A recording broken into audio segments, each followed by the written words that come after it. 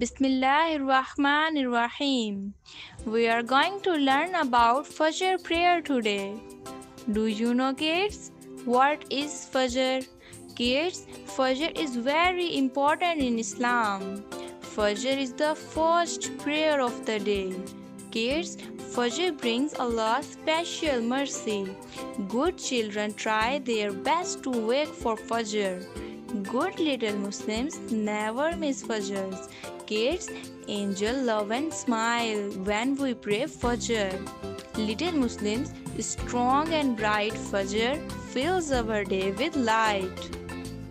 Al-Kabir Publisher is an Islamic institute. We create beautiful, easy to understand Islamic books filled with colors and lessons that help children learn about Islam with knowledge and joy.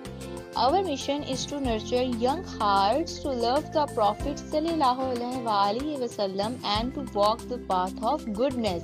Al-Kabir Publisher, where every page shines with fragrance of faith.